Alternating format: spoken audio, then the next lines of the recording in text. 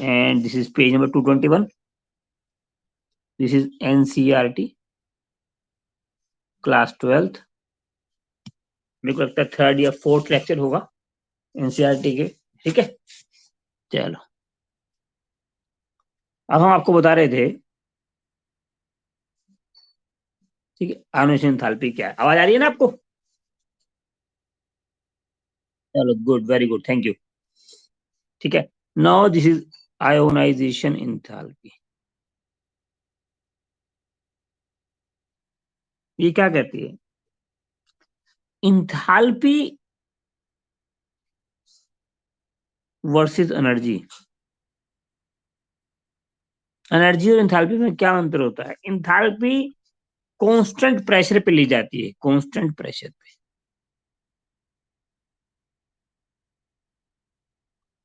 Enthalpy energy का प्रारूप है, मतलब आप एंथैल्पी कहो एनर्जी कहो, या जब तक आप समझ सकते हो, ज्यादा कुछ मंतर नहीं है. अब आपको समझने की जरूरत क्या है? जैसे मान लो कि ये सोडियम है, सोडियम से आपने इलेक्ट्रॉन निकाल लिया, ये बनेगा Na प्लस प्लस इलेक्ट्रॉन.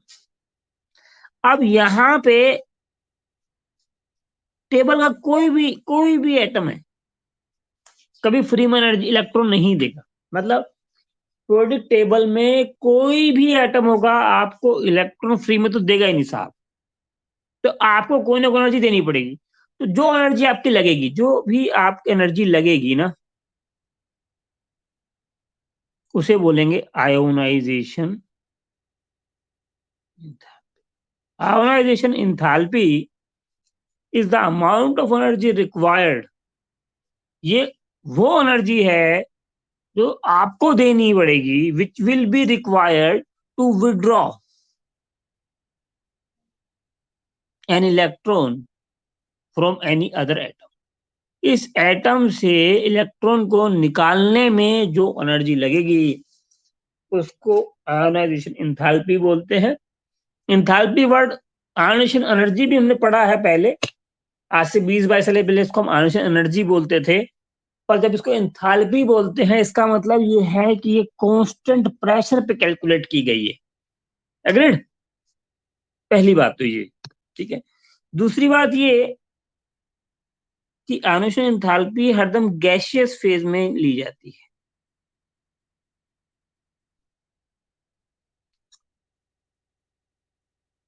मतलब यहां पानी कहीं नहीं है. मतलब जब आप सोडियम को का इलेक्ट्रॉन निकालेंगे, सोडियम का इलेक्ट्रॉन निकालेंगे तो उसको पहले गैस बनाएंगे, और गैस बना करके उसमें से इलेक्ट्रॉन निकालेंगे. That is called ionisation enthalpy. Liquid phase में या जहां पर पानी अवेलेबल है साथ में, वहां आयोनाइजेशन एनर्जी की बात नहीं करते हैं, आयोनाइजेशन एंथैल्पी की बात नहीं करते हैं. अब सवाल यह है कि इस पे हमारा क्या लेना देना है, इसमें हमारा क्या मैटर है? इसका मैटर ये है कि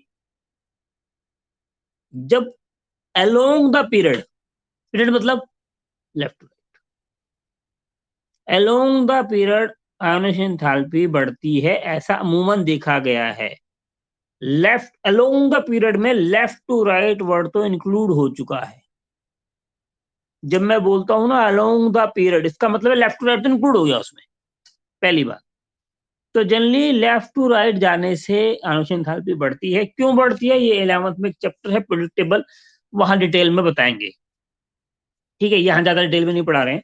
और जब आप टॉप टू बॉटम जाते हैं, when ever you go down the group, आप डाउन द ग्रुप जाते हैं तो ये घटती है अमूमन. अमूमन मतलब आमतौर पे, इंग्लिश में यूज करते हैं जनरली. जनरली मीन्स आमतौर पर. 90% केसों में ऐसा मिलता है, ऐसा हमेशा नहीं होता है. Generally is a very different word than always. Always मतलब हमेशा, 100%, एंड जनरली मीन्स आमतौर पर ऐसा पाया गया है, ऐसा होता है. That is called generally. Okay, so now you understand ionisation enthalpy generally increases. Generally increases, मैंने इंक्रीजेस नहीं बोला, मैंने वर्ड यूज किया है जनरली। जनरली का मतलब होता है आमतौर पर। Generally increases from left to right and generally decreases from top to bottom. मैं लेफ्ट टू राइट ना बोलूँ, एक वर्ड बोल दूंगा अलोंग द पीरियड। तो along the period ionization enthalpy increases. Enthalpy का मतलब हो गया कि आपने गैस स्टेट की बात की है, पहली बात। दूसरी बात, कांस्टेंट प्रेशर की बात की है, दूसरी बात। तीसरी बात, आपने इलेक्ट्रॉन निकालने की बात की है। और एक और बात है कि पूरी टेबल में ऐसा कोई एटम है ही नहीं जो आपको इलेक्ट्रॉन भी दे और एनर्जी भी दे। मतलब सबसे दानी आदमी, टेबल का सबसे दानी आदमी है सीजियम। सबसे ज्यादा इलेक्ट्रॉन देने की जल्दी किसी को है, पूरी टेबल में है, तो वो सीजियम को है साहब। है ना। टेबल का पहला एलिमेंट होता है सोडियम पोटाशियम, है ना। इसको याद कर लेंगे तो आपको मिल जाएगा लाला, lithium, Nand Kishore, robbery, case में फरार। तो फ्रांसिशियम तो वैसे भी एक रेडियोएक्टिव सीजियम। टेबल का, पूरी टेबल का सबसे दानी आदमी सीजियम।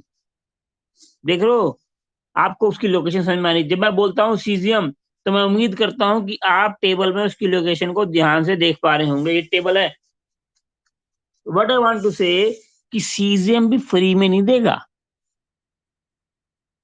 मतलब आयोनाइजेशन एंथैल्पी हमेशा पॉजिटिव होगी, नेगेटिव कभी नहीं होगी। अब पॉजिटिव नेगेटिव कैसे होती है मैं बताऊंगा आपको। बट आयोनाइजेशन एंथैल्पी पॉजिटिव है, मतलब हमेशा आपको लगानी है। टेबल का सबसे ज्यादा दानी आदमी, मतलब the atom which will give you electron most easily is caesium. आवाज आ रही है ना आप लोगों को। और ये भी फ्री में नहीं देगा, आपको एनर्जी देनी पड़ेगी। और होता क्या है केमिस्ट्री में कि ये एक एक बीकर है, इस बीकर में आप यहां खड़े हो, मतलब एनर्जी बाहर से आ रही है, आप दे रहे हो ना, बाहर से आ रही है मतलब पॉजिटिव। अगर एनर्जी बाहर से आ रही है, you are giving energy to the system. क्योंकि आयोनाइजेशन एंथैल्पी देनी है हमेशा, इसलिए ये पॉजिटिव होती है। It can never be negative. Agreed. So अब आपको समझ में आ गया, जब हम आयोनाइजेशन एंथैल्पी की बात करेंगे आपको समझ में आ गया, बात गैस स्टेट की चल रही होगी, बात एनर्जी देने की चल रही होगी, बात इलेक्ट्रॉन लेने की चल रही होगी। ठीक है। 90% केस में लेफ्ट टू राइट वो बढ़ेगी और टॉप टू बॉटम घटेगी। मैं अलोंग द पीरियड वर्ड लेता हूं। Along the period, along the period का मतलब ही होता है भाई साहब लेफ्ट टू राइट। आपको जरूरत नहीं है मुझे बोलने की। जब मैंने बोला है अलोंग द पीरियड, तो इसका मतलब मैं बात कर रहा हूँ लेफ्ट टू राइट की। ये देखो कहने का मतलब क्या। बाकी बच्चों को आ रही है क्या हिमांशु? क्या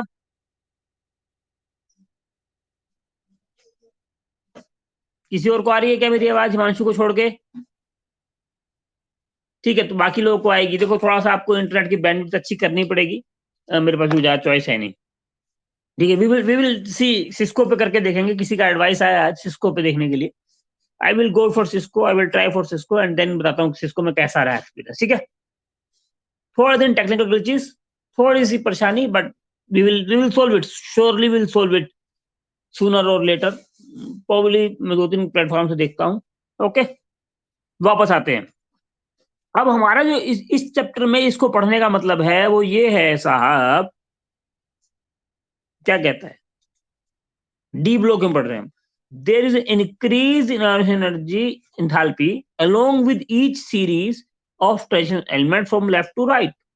आप लेफ्ट टू राइट जाओगे, 3 सीरीज होती हैं डी ब्लॉक की। दोबारा बता देता हूं एक बार के लिए जी। पहली सीरीज है स्कैंडियम, आप मेरे साथ बोलना, बोलेंगे scandium, titanium, vanadium, chromium, manganese, iron, cobalt, nickel, copper, zinc. Along the period जाएंगे बढ़ेगी।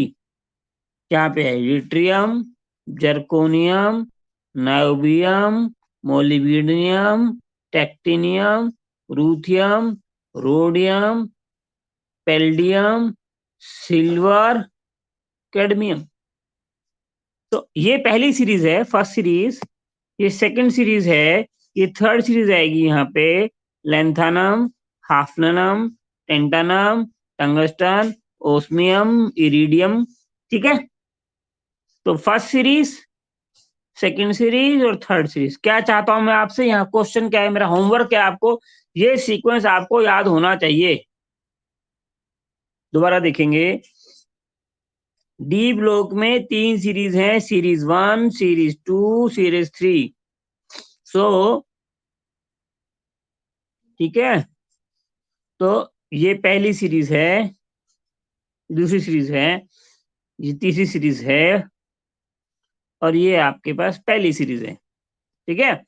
तो आपको पहली सीरीज कटमा याद होनी चाहिए, और ये ऐसे याद होनी चाहिए इधर से।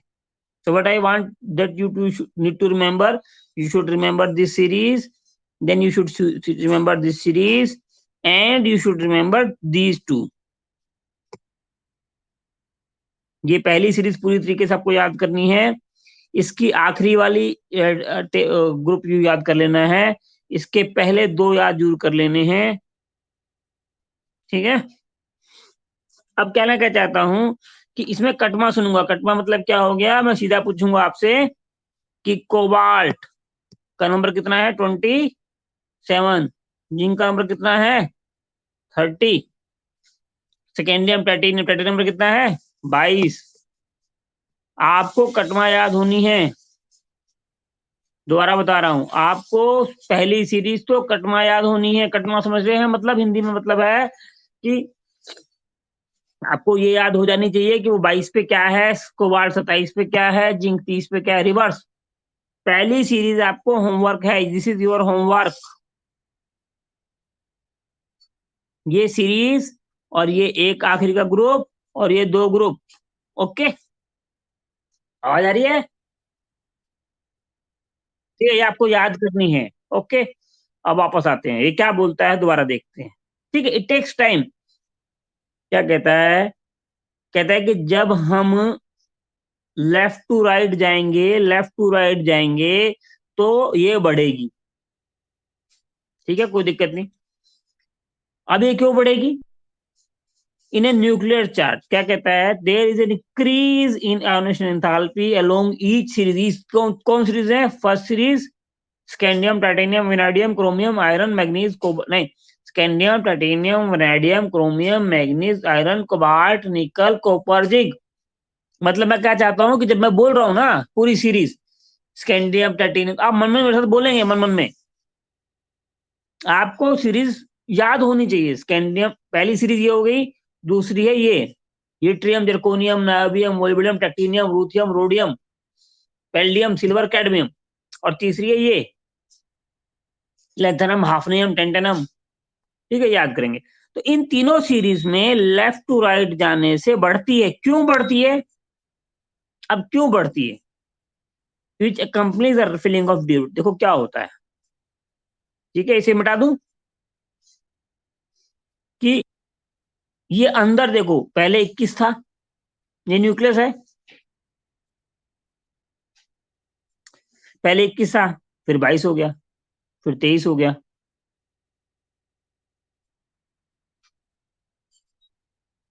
ये न्यूक्लियस है, और ये इसके पास,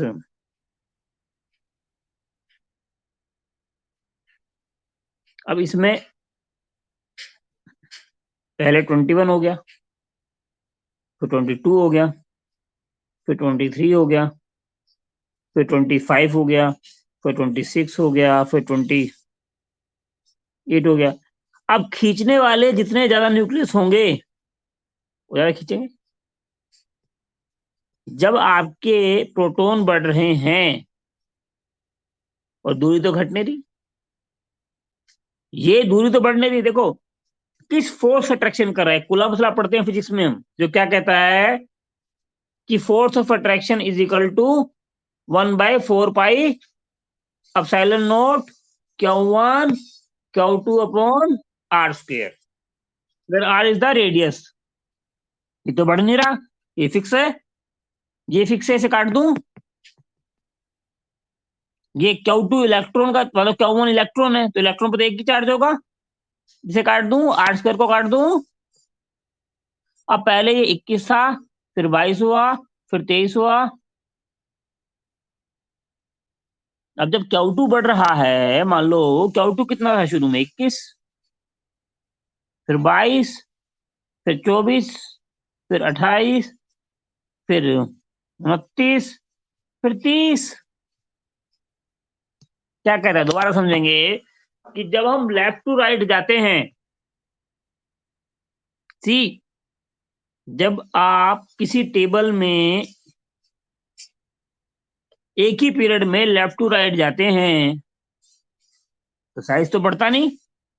सब साइज बढ़ता नहीं तो रेडियस तो फिक्स है बाबू, this radius is almost fixed. Now radius is fix and force is equal to 1/4 pi epsilon not Q1 Q2 upon r square, where Q1 is fixed, 4 not fixed, R2 is fixed, then only Q2 is increasing, तो force of attraction is increasing. जब force of attraction बढ़ रही है, हम अपनी side उसको electron को निकालना है, तो ज्यादा ताकत लगानी पड़ेगी। Isn't it? आपको समझ में आई क्या बात,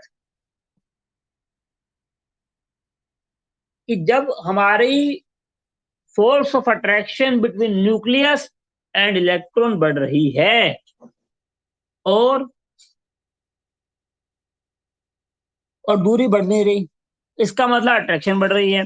अट्रैक्शन बढ़ रही है तो उस अट्रैक्शन को तोड़ने के लिए आपकी आयोनाइजेशन एंथैल्पी तो बढ़ानी ही पड़ेगी ना। इसीलिए left to right ionisation enthalpy बढ़ती है। दोबारा देखेंगे क्वेश्चन को, देखो कहता है there is an increase in ionisation enthalpy along each series of transition element from left to right due to, क्योंकि an increase in nuclear charge बढ़ रहा है which accompanies the filling of inner d orbitals। Electron कहाँ add हो रहे हैं साहब, जब आप उसको यहाँ पे दूरी दीजिए, आप इलेक्ट्रॉन कहाँ ऐड कर रहे हो, आप इलेक्ट्रॉन ऐड कर रहे हो यहाँ पे,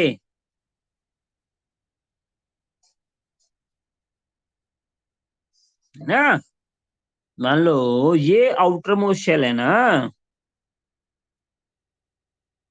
अब इस आउटर में आप तो सेकंड मोस्ट शेल पे ऐड कर रहे हो, आप जो इलेक्ट्रॉन ऐड कर रहे हो वो यहाँ ऐड कर रहे हो, मतलब आउटर मोस्ट कौन सी है, आउटर मोस्ट तो 4s है, यही है ना 4s।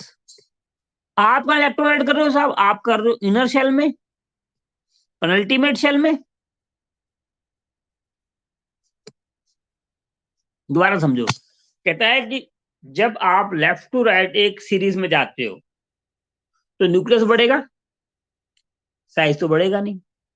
इलेक्ट्रॉन कहाँ ऐड होगा, इलेक्ट्रॉन ऐड होगा इनर मोस्ट में, नहीं आउटर मोस्ट में इलेक्ट्रॉन ऐड नहीं हो रहा, आपका इलेक्ट्रॉन ऐड हो रहा है पेनल्टीमेट शेल में, ना कि अल्टीमेट शेल में। ये तो ये शेल है, this is penultimate shell and this is ultimate shell. So now you are calculating radius from the ultimate shell. Sorry, ultimate shell. You are calculating radius from the ultimate shell. You are adding electron in the penultimate shell. You are adding nucleons. आप proton add कर रहे हो, size बढ़ा नहीं रहे हो, electron add कर रहे हो अल्टीमेट शेल में, नहीं पेनल्टीमेट शेल में। वर्ड है यहाँ पर। हिमांशु आवाज आ रही है क्या, ये this is word penultimate. Penultimate means ultimate से पहले वाला, दिस इज अल्टीमेट। देखो जब मैं बोलता हूं इनर शेल, इनर तो ये भी हो सकती है। सी, अल्टीमेट को छोड़ करके, this is inner shell, this is also inner shell, this is also inner shell, this is ultimate shell, and this is this is penultimate shell. All I want say, तीन तरह के वर्ड्स हैं, ultimate shell, penultimate shell and inner shell. जब मैं बोलता हूं inner shell, inner shell का मतलब है तीनों। लेकिन जब मैं बोलता हूं पेनल्टीमेट शेल का मतलब होता है अल्टीमेट से एक पहले वाली। ठीक है, 2 second. Agreed. Now we come back to the section this. Yes, कहता है कि अब आप इलेक्ट्रॉन कहां फिर रहे हो, इनर डी। इनर डी कौन सी है इसमें, डी एक ही है। पहली शेल में डी नहीं है बाबू, इसमें डी नहीं है, ना इसमें डी है, डी सिर्फ इसी में है। जब 4s भर रहा हूं तो पहली में डी नहीं है, 1D होती नहीं, 2D होती नहीं, 4s में डी है नहीं, तो 4s तुमने भरी नहीं, तो ये 3D की बात कर रहा है, ये पेनल्टीमेट शेल की बात कर रहा है। यहां पे लिख सकता था पेनल्टीमेट शेल, इनर डी मतलब पेनल्टीमेट शेल, इस केस में, हर एक केस में नहीं। ठीक है, now table 8.2 gives the value of the first three ionization energy। अब ये फर्स्ट थ्री का मतलब क्या भाई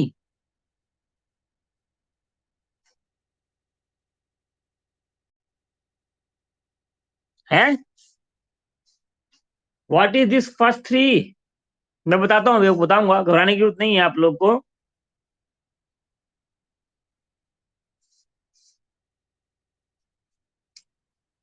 ये टेबल में आपको साहब फर्स्ट थ्री की बात करेगा, मैं बताऊंगा, बताते हैं ना, उस बारे में बाद में बात करते हैं ना।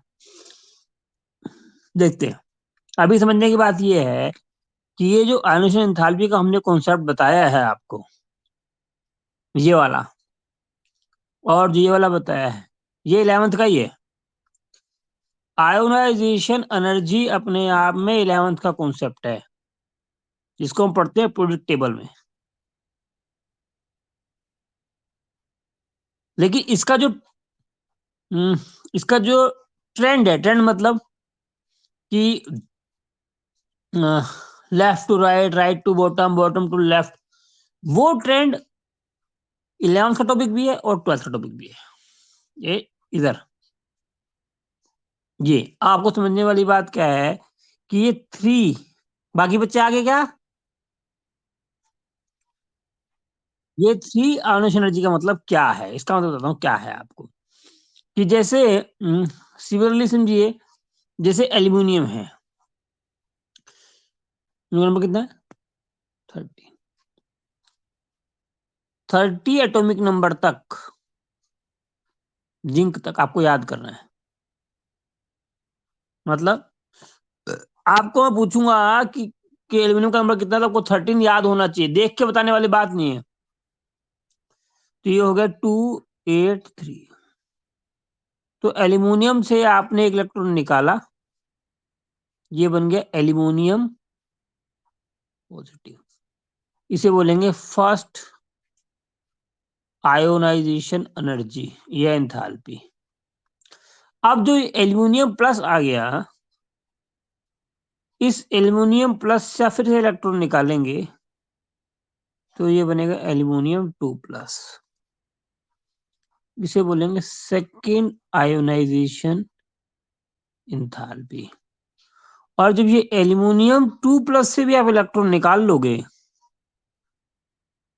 तो ये बनेगा एल्यूमिनियम 3 प्लस, इसे बोलेंगे थर्ड आयोनाइजेशन एनर्जी।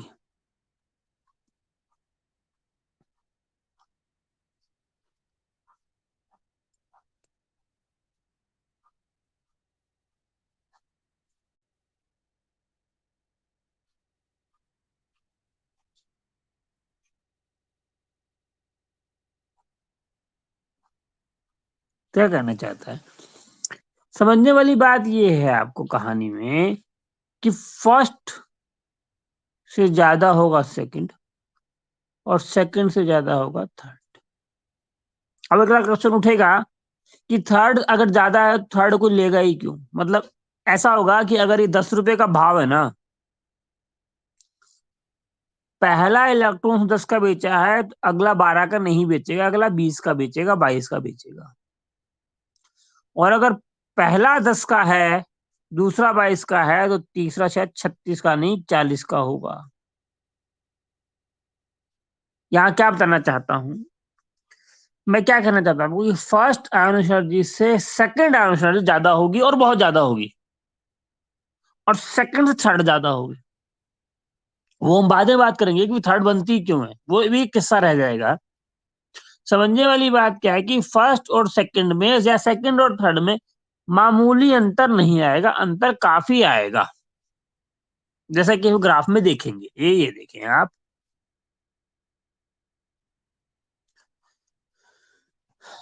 कहता है table 8.2 gives the value of first three atoms energy enthalpy of the first series कौन सी है? Scandium, titanium, vanadium, chromium, iron, chromium, manganese, iron, cobalt, nickel, copper, zinc. These values shows that the successive enthalpy of these elements do not increase as steeply as in the case of non-transition element। क्या बताता है साहब? यहाँ देखें आप कि no doubt left to right जाते से तो बढ़ती थी।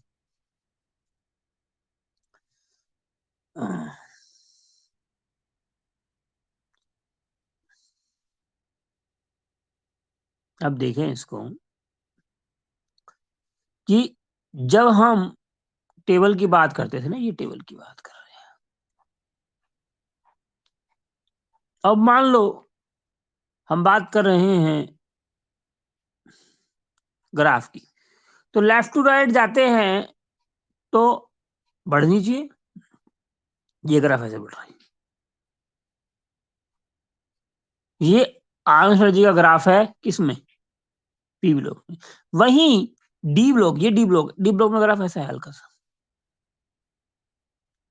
कहता है कि डी ब्लॉक में ज्यादा ग्राफ नहीं है, स्लोप कम है। पी ब्लॉक में जो स्लोप है वो डी में नहीं। क्वेश्चन क्या है? क्वेश्चन आपसे ये नहीं पूछेगा आंसर जी क्या है, वो आपको हमने पढ़ा दिया 11th में। क्वेश्चन आपसे ये भी नहीं पूछेगा कि वो पॉजिटिव होती है नेगेटिव होती है। पॉजिटिव होती है तभी तो वो हम दे रहे हैं, तो ये भी हमने पढ़ा दिया आपको 11th में। फिर ये भी नहीं पूछेगा आपसे कि फर्स्ट सेकंड थर्ड में अंतर, ये भी आपको पता है, हमने पढ़ा दिया आपको 11th में। ये 12th का सिलेबस होता है। 12th का क्वेश्चन ये भी नहीं है कि इलेक्ट्रॉन पर अल्टीमेट शेल मेटल होता है, तो पता ही होगा आपको। अब सवाल ये है, जो क्वेश्चन है जिसके लिए इतना देर से पढ़ाया गया, वो ये है कि साहब यहाँ तो ग्राफ ये ऐसे ज्यादा है और यहाँ तो ग्राफ ऐसे है, या फिर यहाँ पे ग्राफ ऐसा है, ऐसे बढ़ती है। पी ब्लॉक में या एस ब्लॉक में ऐसे बढ़ती है, जबकि डी में ऐसे ही बढ़ रही है। जो बढ़नी चाहिए, जो स्टीप ग्रोथ आनी चाहिए, वो नहीं आ रही। क्वेश्चन ये है। Now you got the question. बच्चों आवाज आ रही है क्या? हाँ, तो अभी तक जो हमने पढ़ाया, आज डी ब्लॉक में जो पढ़ाया, वो क्वेश्चन 12th के यहाँ पे रिलेवेंट था ही नहीं। क्वेश्चन तो अब आया। क्वेश्चन ये आया कि लेफ्ट टू राइट बढ़ती है, पता है। फर्स्ट या सेकंड होगी, सेकंड या थर्ड होगी, पता है। ठीक है जी साहब। इलेक्ट्रॉन पर अल्टीमेट शेल मेटल होता है, अल्टीमेट वैल्यू होता है, पता है। क्यों बढ़ती है? क्योंकि हम जब जाते हैं लेफ्ट टू राइट, रेडियस तो बढ़ता नहीं, रेडियस बढ़ता नहीं, दूरी बढ़ती नहीं, दूरी बढ़ती नहीं, लेकिन न्यूक्लियस में चार्ज बढ़ता जाता है। जब न्यूक्लियस में चार्ज बढ़ता जाता है तो अट्रैक्शन बढ़ती जाती है, तो ऑब्वियसली बढ़ेगी। लेकिन सवाल ये है, सवाल यहाँ पर ये है, उसका आंसर देखिए क्या है। आंसर क्या है कि जब हम बात करते हैं इसकी, ये कौन सा ब्लॉक है? P block. ये कौन सा ब्लॉक है? S block. एस ब्लॉक में और पी ब्लॉक में दूरी मापोगे अल्टीमेट सेल की, ये अल्टीमेट सेल, इससे दूरी मापोगे ना। और निकालोगे कौन सा? निकालोगे भी इसी को। जब आप इलेक्ट्रॉन निकालोगे, ऐड कहीं भी करो, अल्टीमेट में ऐड करो या पेनल्टीमेट में ऐड करो, उससे मतलब नहीं है, निकालोगे तो यहीं से। क्वेश्चन देखो और क्वेश्चन में मजा देखो आप क्या कहना चाहता है। क्वेश्चन में कहना चाहता है कि यस, जी देखिए, इलेक्ट्रॉन भले ही आप अल्टीमेट में ऐड कर रहे होंगे, ये देखिए, यस, इलेक्ट्रॉन आप कहाँ ऐड कर रहे हो? पेनल्टीमेट शेल में। न्यूक्लियस कहाँ ऐड कर रहे हो? न्यूक्लियस में। लेकिन निकलेगा कौन सा? निकलेगा इलेक्ट्रॉन अल्टीमेट शेल का। जब आप इसको एनर्जी दोगे ना तो इलेक्ट्रॉन ये आएगा, अनअल्टीमेट शेल का बाहर आएगा, चाहे वो पी ब्लॉक हो, चाहे एस ब्लॉक हो, चाहे डी ब्लॉक हो, इलेक्ट्रॉन हमेशा अल्टीमेट शेल से बाहर आता है। अब यानी कि जब मैं पी ब्लॉक में ऐड करता था, जब मैं पी ब्लॉक में ऐड करता था तो इलेक्ट्रॉन ऐड भी पी में होता था, समझो। पी ब्लॉक में इलेक्ट्रॉन ऐड भी पी में होता था। ये देखो, ये अल्टीमेट शेल है। पी ब्लॉक में और एस ब्लॉक में, एस है ना, ये पी है। एस और पी में इलेक्ट्रॉन ऐड भी अल्टीमेट में होता है, निकलता भी अल्टीमेट से है, दूरी भी अल्टीमेट से मापी जाती है। लेकिन हमारे डी ब्लॉक में, हमारे डी ब्लॉक में इलेक्ट्रॉन ऐड होता है साहब पेनल्टीमेट शेल में, अल्टीमेट से पहले वाली शेल में, और निकालते हैं अल्टीमेट शेल से। तो होता क्या है कि ये जो डी के इलेक्ट्रॉन हैं, ये देते हैं शील्डिंग, किसको? अल्टीमेट शेल को। शील्डिंग का मतलब हुआ कि इलेक्ट्रॉन से आने वाली अट्रैक्शन को बीच में रोकते हैं। इसको रोकने की कोशिश तो करते हैं, रुके ना रुके, रुकती नहीं है, रुकती नहीं और निकल जाती है अल्टीमेट इलेक्ट्रॉन तक। लेकिन डी ब्लॉक के इलेक्ट्रॉन कोशिश जरूर करते हैं। नाउ अब यहां देखेंगे क्या कहता है, और क्योंकि ये कोशिश करते हैं इसलिए कहता है the values of first three transition element of the first state of the element, these values shows that the successive enthalpy of this element do not increase। वो ग्राफ का ट्रेंड ही नहीं है, वो ग्राफ का शार्पनेस ही नहीं है। जो sharpness यहां पर है, ये हल्का सा ग्राफ है। क्या कहता है, दोबारा देखेंगे।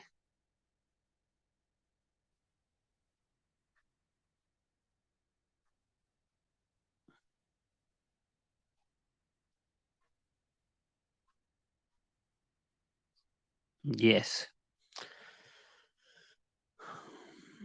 कहता है the these values show that the successive enthalpy of these elements do not increase as steeply। steeply का मतलब क्या होता है?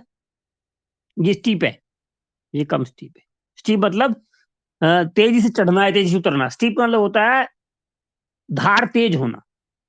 As in the case of non transition. Non transition मतलब क्या है? नॉन ट्रांजिशन मतलब होता है एस या P. Remind the variation of in this energy along the series, three D series में इज मच लेस। क्या कहता है, दोबारा समझेंगे।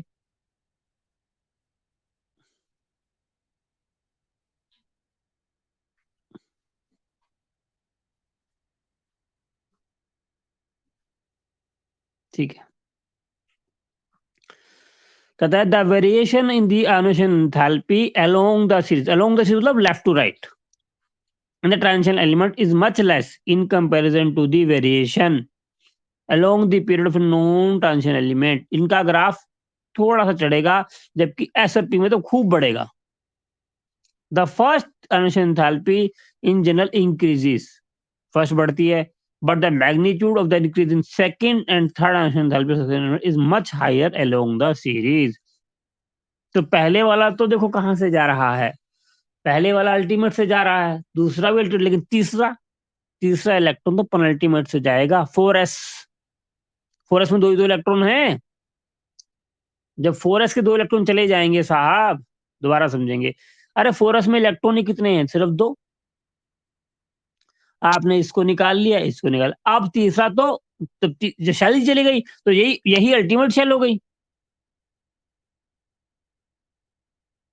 क्या कहता है? कहता है कि पहले 2 इलेक्ट्रॉन जाएँगे पेनल्टीमेट शेल से, 1, 2, 3 और साहब ये हो गया 4। अब 4 में 4s में तो 2 ही इलेक्ट्रॉन तो हैं।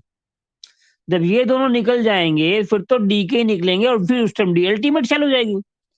अब जब डी से ऊपर 4s बचा ही नहीं, क्या कहता है कि पहले का तो ग्राफ तेज नहीं है, दूसरे का कम तेज है, लेकिन तीसरे का तो पूरा तेज है, क्योंकि तीसरे इलेक्ट्रॉन की जब हम बात करेंगे ना, तो वो तो पेनल्टीमेट शेल से नहीं निकल रहा होगा। उस टाइम तक ये 2 इलेक्ट्रॉन जाने के बाद ये अल्टीमेट शेल हो जाएगी ना। दोबारा देखेंगे। इट टेक टाइम, मैं समझ रहा हूँ, बट टाइम लगेगा ही।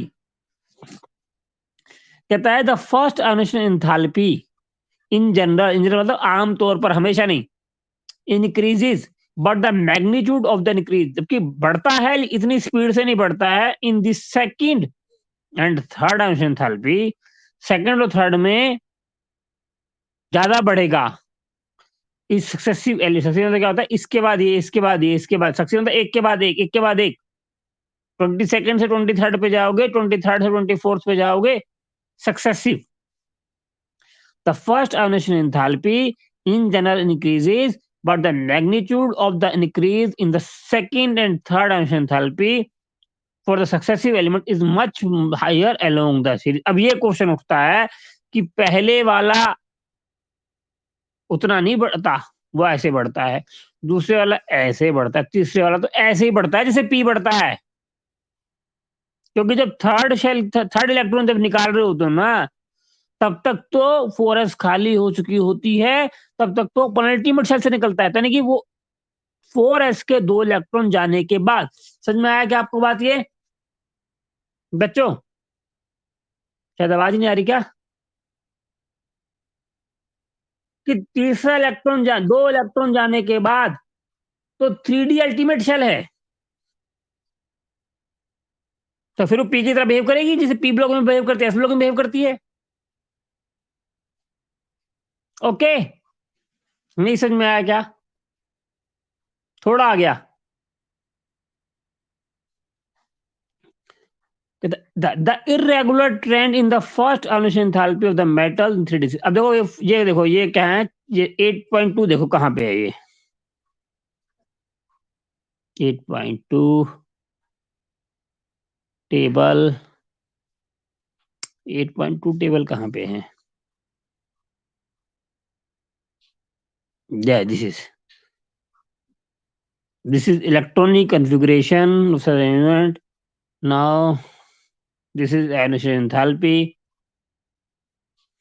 देख रहे हो, बढ़ रही है, पर ज्यादा नहीं बढ़ रही है। 630 से 651, ये तीसरे को देखो, 2300 से 2600, 10% का इजाफा है ये। दिख रहा है आपको? ये कितने का शिफ्ट है? ये 5% का भी नहीं है। देखो, बढ़ ये भी रही है, बढ़ ये भी रही है, और बढ़ ये भी रही है। क्या कहता है? दोबारा समझो, ये भी बढ़ रही है, बढ़ ये भी रही है, और बढ़ ये भी रही है। लेकिन ये ऐसे बढ़ती है, तीसरे वाली, दूसरे वाली ऐसे बढ़ती है, और पहले वाली तो ऐसे ही बढ़ती है। पहले वाले की वैल्यू कम है ना, उल्टा ग्राफ बनाना पड़ेगा। पहले वाले देखो, ये तो ऐसे बढ़ रही है, दूसरे वाली ऐसे बढ़ रही है, और तीसरी वाली तो ऐसे बढ़ रही है। ये फर्स्ट फर्स्ट की वैल्यू कम है ना, 631, और ये कितनी है, 1225। ये कितनी, 2393। तो थर्ड वाली तो स्पीड से बढ़ रही है, दूसरी ऐसे बढ़ रही है, तीसरी ऐसे बढ़ रही है, पहली ऐसे बढ़ रही है। क्योंकि जब हम तीसरे तक पहुंचते हैं, तब तक तो अल्टीमेट सेल जा चुकी होती है, और पेनल्टीमेट ही अल्टीमेट हो सक जाती है। क्योंकि आपकी अल्टीमेट शेल में कितने इलेक्ट्रॉन, अब देखो आपको दिखाता हूँ यहाँ पे, ये देखो, इट टेक्स टाइम, इतना टाइम लगेगा, इससे कम टाइम में हम लोग सही से नहीं बता पाएंगे। ये देखो यहाँ पर फोर, ये अल्टीमेट है 4s2 वाली, ये पर अल्टीमेट है। जब M3 पे आ गए तो 4s तो पूरी जा चुकी है।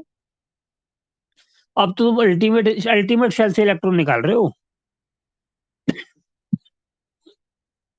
दो इलेक्ट्रॉन निकालने के बाद आप जो इलेक्ट्रॉन निकालते हो वो 3D के निकलेगा, और 4s जा चुके तो 3D ही अल्टीमेट शेल हो चुके, इसलिए ग्राफ ये आएगा बजाय ये होने के। ठीक है, no move on, let's move on.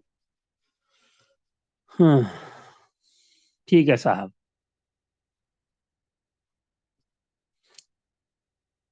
The irregular trend in the first transitional pure metals, it reduces, though the little chemical significance can be accounted for the considered removal of one electron, alter the relative energy of three four. ज्यादा कोई अंतर है नहीं। You have learned that when d block element form ions, ns electron outer most से जाएगा, ns क्या है 4s, ns-1 क्या है 3d, n क्या है 4, n की वैल्यू क्या है 4, तो 4s से इलेक्ट्रॉन जाएंगे ना कि 3d से जाएंगे। दोबारा समझो, you have learned that when d block element form ions, ions मतलब इलेक्ट्रॉन दे रहे हैं, ns electrons are lost, पहले 4s से जाएंगे बिफोर 3d, पहले 5s से जाएंगे before 4d, ns electrons 5s के पहले जाएंगे 4d के बाद में जाएंगे, ये कहना चाहता है। n की वैल्यू क्या है यहाँ पे 5, पहले 4s के जाएंगे और फिर 3d की जाएंगे, n की वैल्यू क्या है यहाँ पे 4। ठीक है, as we move along the period in the 3D series, we see that nuclear charge increases from scandium to zinc, but the electrons are added to the orbital of the inner subshell 3D, penultimate shell में add कर रहे हैं ना हम। These 3D elements shields the 4s electron, shield करते हैं from the increasing nuclear charge somewhat, somewhat मतलब थोड़ा सा, कोशिश, प्रयास, हो नहीं पाता है, somewhat more effectively than the outer shell can shield. कहता है कि आउटर में कोई है तो वो तो दूसरे को प्रोटेक्ट करेगा ही नहीं ना, आउटर के शेल दूसरे को क्या प्रोटेक्ट करेंगे इनर से। लेकिन हाँ, 3D वाले जो होते हैं वो प्रयास करते हैं, ये नहीं कह रहा है कि बहुत ज्यादा शील्ड करेंगे, थोड़ा सा शील्डिंग, समवट, समवट तो थोड़ा सा ज्यादा, समवट मतलब कुछ करने का प्रयास जरूर करेंगे। कहता है these 3D elements shield 4s electron from the increasing nuclear charge somewhat more effectively than the outer electrons can shield one another. Therefore, the atomic radii decreases less rapidly. Atomic radii less rapidly घटेगा, size भी कम घटेगा, घटना चाहिए कम घटेगा।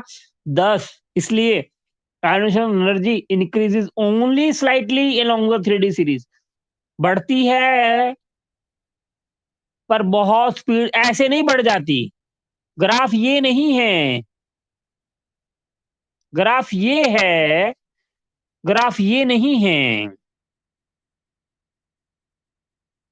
3D electrons shield the 4s electrons from the somewhat more effectively than the outer electron, while therefore the atomic radii increase less rapidly, come speed से घटता है। thus energy increases only slightly in the double E or more highly charged ions have DN out without noise। अब जब दो निकाल लिए तो बाबू अब तो 4s बचा ही नहीं, अब तो 3D ही अल्टीमेट शेल है। A general trend of increasing value of second order energy is expected as the effective nuclear charge increases beyond 1d electron does not shield other electron.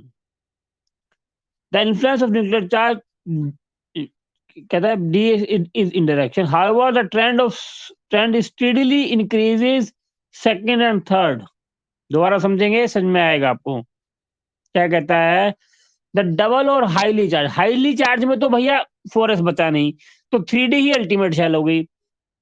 A general trend, general आमतौर पर, trend मतलब जो तौर तरीका है, increasing value of second energy is expected.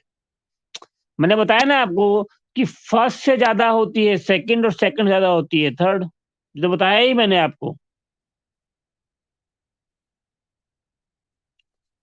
मैंने आपको बताया था, दोबारा बताता हूं, कि फर्स्ट आयोनाइजेशन एनर्जी ज्यादा सेकंड होगी और सेकंड ज्यादा थर्ड होगी, क्योंकि यहाँ खींचने, मान लो हम स्कैंडियम की बात कर रहे हैं, तो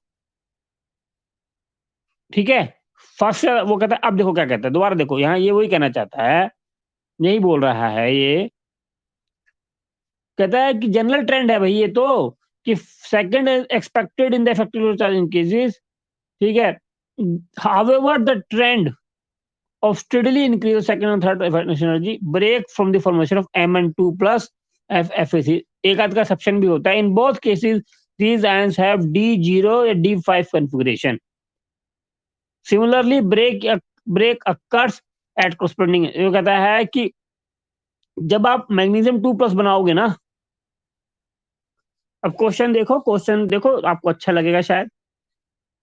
कहता है साहब, कहता है कि फर्स्ट से ज्यादा होगी सेकंड की और सेकंड से ज्यादा होगी थर्ड की, लेकिन मैग्नीज के केस में मैग्नीज +1 और मैग्नीज +2 में ये D6 है और ये D5 है, ये 4s1 भी है। ये देखो जी, ये देखो, कहता है साहब आपको ए, जी, ये है मैग्नीज।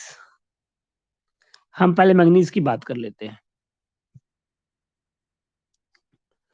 कहता है मैग्नीज के केस में,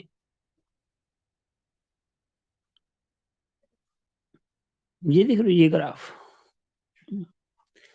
1592 से 1509 घट गया, ऐसे कैसे हो गया? हमने तो बताया था ना कि ग्राफ बढ़ेगा। बट बट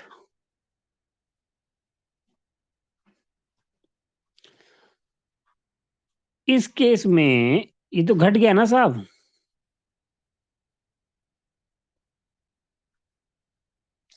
भाई मैग्नीज के केस में क्या हो रहा है कि क्रोमियम है 24 और मैग्नीज है 25। ये है 3D4 4s2 और ये क्या है, ये है 3D5 4s2। अब ये एक हाफ फील्ड है। आवाज आ रही है क्या बच्चों? नहीं, देखो मुझे पता है टाइम लग रहा है, लेकिन लगेगा, ज्यादा घबराने की जरूरत नहीं। पहली क्लास में आपको मैं पहले ही बताया था, पहली क्लास जब भी आप रिसर्च करोगे आपको बहुत टाइम लगेगा, कि उसी क्लास में आपको सही समझाऊंगा, अनुसंधान समझाऊंगा, उसमें बहुत कुछ समझाऊंगा। It always happen with the kids. उनको लगता है कि साहब 1 घंटा हो गया और एक पन्ना हुआ। पहली क्लास, दूसरी क्लास, तीसरी क्लास में ऐसा होगा ही होगा, क्योंकि अब आपको समझा रहा हूं मैं कि क्रोमियम की ये 3D फुल्ली फिल्ड नहीं है, हाफ फील्ड तो है ही नहीं, 3D 4 हाफ फील्ड नहीं है। अब इस केस में क्या है कि ये हाफ फुल्ली फिल्ड है और ये भी फुल्ली हाफ फील्ड है। और हमने पढ़ा है अहबा प्रिंसिपल क्या कहता है, अहबा कहेगा, हेजन कौन सा कहेगा, एक प्रिंसिपल है जो बताता है कि हाफ फील्ड और fully filled are extra stable, and once they are extra stable तो वो एनर्जी इलेक्ट्रॉन देना नहीं चाहेंगे। इसलिए ये देखिए, ये ट्रेंड दिखाता है कि क्रोमियम की ज्यादा है, मैग्नीज की कम है, क्योंकि मैग्नीज की D5 बन रही है, D5 एक्स्ट्रा स्टेबल है, half filled and fully filled are more stable. ये अफबा या डी बोगली का प्रिंसिपल होता है, de Broglie principle of dual nature of particle and wave वो नहीं है। बच्चों कौन सा प्रिंसिपल है ये हाफ फील्ड और फुल्ली फील्ड वाला? नाम याद है क्या आपको? पॉलिश एक्सक्लूजन है क्या? नहीं। ठीक है, चलो कोई बात नहीं। दूसरा है आयरन। ये आयरन, अब आयरन 3+ की बात करेंगे हम। ये देखो, ये देखो, देख रहे हो आप?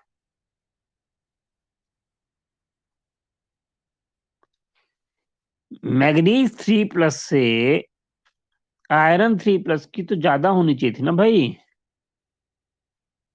लेकिन क्या हुआ, यहाँ फिर हाफ फिल्टर चक्कर आ गया। जो चीज मैग्नीज 2+ में थी वही चीज आयरन 3+ में है। क्योंकि ये भी क्या है, ये 26 है, ये 25। अब आपको समझ में आया क्या? Do we need more elaboration? Payal,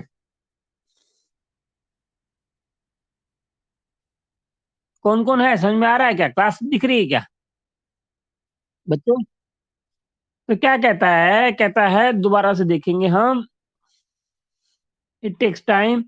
but क्या कहता है कि आयरन 2+ और आयरन 3+ में, मैग्नीज 2+ आयरन 3+ में क्या हो रहा है कि इसकी सेकंड और इसकी थर्ड में ग्राफ में जो ग्राफ आना चाहिए था, अब क्या हो रहा है, अब ये ग्राफ ऐसा हो गया,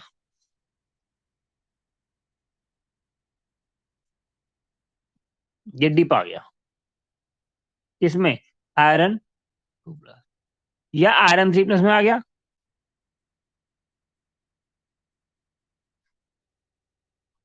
ये थर्ड की है, ये सेकंड की है। क्योंकि half filled and fully filled are more stable. समझ में आएगा आपको question? In both the cases, ions have D5 configuration. Similar break occurs at the corresponding element in the later transition series. The interpretation of the ionization enthalpy for an electronic configuration differs as follows. The three elements, the three terms responsible for congruent term enthalpy are attraction of each electron toward nucleus. कितना attraction है? Force. ठीक है, तो पहली कौन कौन से item है? पहला है अट्रैक्शन, दूसरा है repulsion,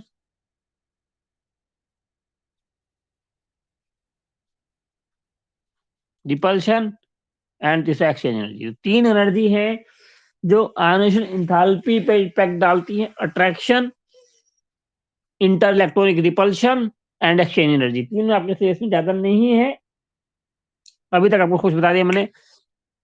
exchange energy is responsible for the stabilization energy. जो ये D5 है ना, ये स्टेबल है due to exchange energy. Okay,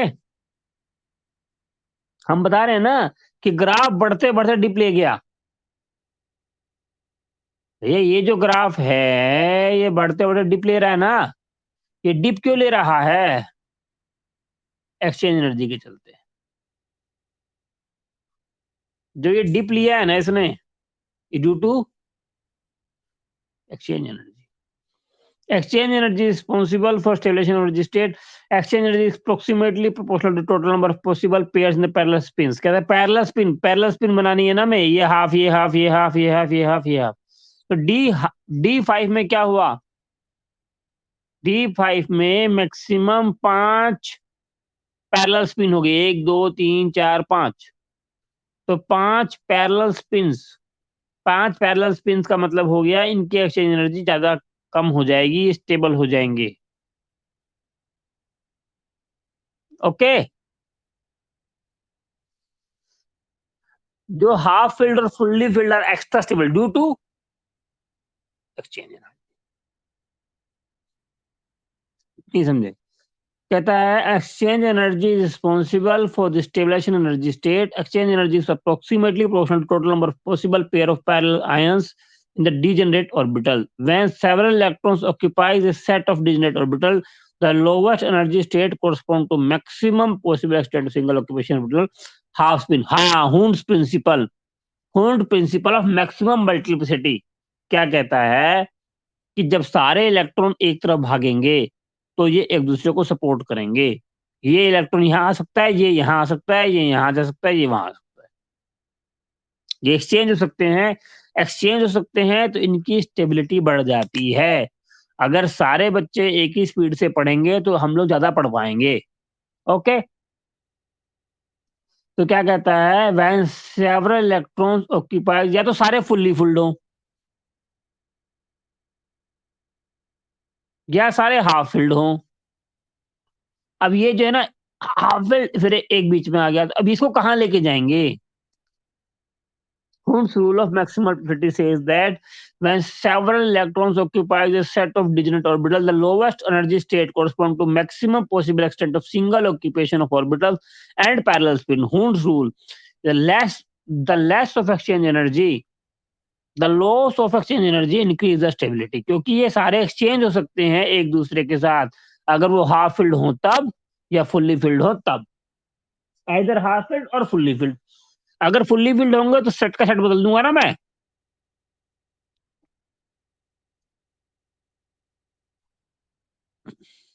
इस सेट से ये सेट बदल दूंगा। Whose rule of maximum multiplicity। Okay, इसलिए D5 और D10 एक्स्ट्रा स्टेबल होंगे। D5, डी सॉरी D5 और D10 या P3 या P6 एक्स्ट्रा स्टेबल होंगे, ये कहना चाहता है। ये जो Hund's rule of maximum multiplicity है ये भी 11th का टॉपिक है, ये 12th का नहीं है। ओके, आवाज आ रही है आप लोग को। When several electrons occupies a set of degenerate का मतलब क्या होता है कि डी की पांचों आपस में एक ही बार जनरेट हुई हैं, इसलिए देखो D5 डीजेनरेट है, P3 डीजेनरेटेड, F14 डीजेनरेट है। डीजेनरेट मतलब जो साथ साथ जन्मी है जिनका एनर्जी लेवल इक्वल है, that is called degenerate orbitals. This is orbital. Subshell क्या है, डी, और डी सबशेल में 5 डीजेनरेट ऑर्बिटल्स हैं।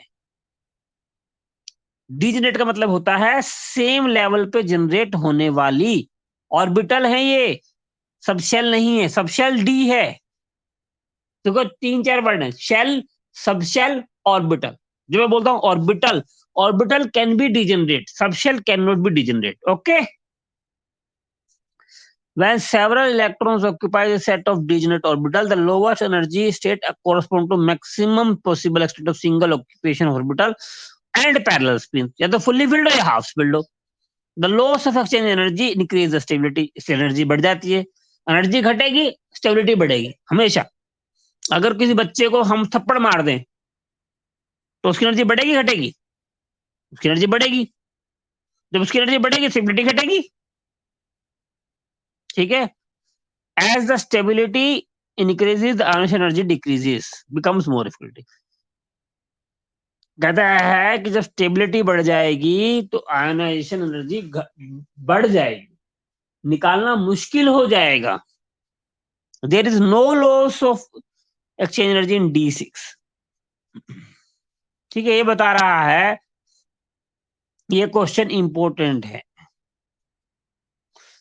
दो क्वेश्चन इंपॉर्टेंट हैं, एक तो ये मैग्नीज और आयरन वाला, और एक मैंने बताया कि ट्रेंड ऐसा क्यों है।